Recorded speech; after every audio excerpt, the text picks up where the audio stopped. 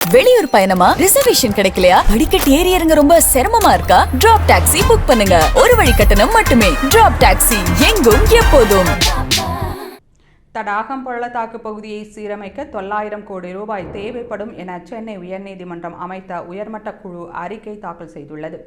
கோயம்புத்தூரின் மேற்கு தொடர்ச்சி மலையை ஒட்டியுள்ள தடாகம் பள்ளத்தாக்கு ஒரு காலத்தில் யானைகளின் முக்கிய வலசை பாதையாகவும் விவசாய பூமியாகவும் இருந்தது. இங்கு சட்டவிரோதமாக நடைபெற்ற செம்மண் கொள்ளையால் சின்னாபின்னமான தடாகம் பள்ளத்தாக்கு ஆய்வு செய்ய சென்னை உயர்நீதிமன்றம் IAS அதிகாரி ராஜாராமன் தலைமையில் ஒரு சிறப்பு குழுவை அமைத்திருந்தது.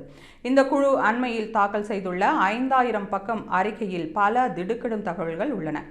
சின்ன தடாகம், நஞ்சுண்டாபுரம், பன்னிமடை உள்ளிட்ட 5 கிராமங்கள் இந்த மணல் கொள்ளையால் பாதிக்கப்பட்டுள்ளதாகவும் இங்கிருந்து செம்மணலை அள்ளிய 247 செங்கல் சூளைகளுக்கும் இதில் சம்பந்தம் உள்ளதாகவும் அந்த அறிக்கையில் குறிப்பிடப்பட்டிருந்தது. மேலும் செங்கல் சூளை உரிமையாளர்கள் அனுமதிக்கப்பட்ட அளவை விட பன்மடங்கு அதிகமாக சுமார் 80 அடி ஆழம் வரை மண் தோண்டியதாகவும் அதனை சீரமைக்க தோராயமாக 900 கோடி ரூபாய் வரை செலவு ஆகும் என அதில் குறிப்பிடப்பட்டிருந்தது.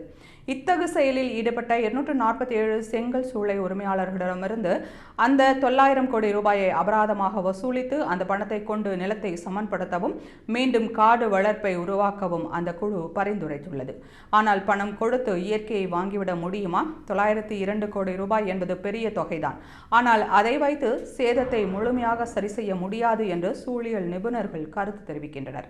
விவசாயத்திற்கும் தாவரங்கள் வளர்வதற்கும் ஆதாரமான வளமான மேல் மண் ஆயிரக்கணக்கான ஆண்டுகளாக உருவானது. அது இப்போது முழுமையாக சுரண்டப்பட்டு விட்டது என்பதாலும் ஆழமான பள்ளங்களால் நிலத்தடி நீர் மட்டம் மீள முடியாத அளவுக்கு சிதைந்து விட்டது என்பதாலும் யானைகளின் வழித்தடங்களில் ஏற்பட்ட பள்ளங்கள் மற்றும் மாற்றங்களால் மனித விலங்கு மோதல்கள் நிரந்தர பிரச்சனையாக மாறிவிட்டன என்பன உள்ளிட்ட காரணங்களால் சரி செய்ய முடியாது என சூழியல் நிபுணர்கள் தெரிவிக்கின்றனர்.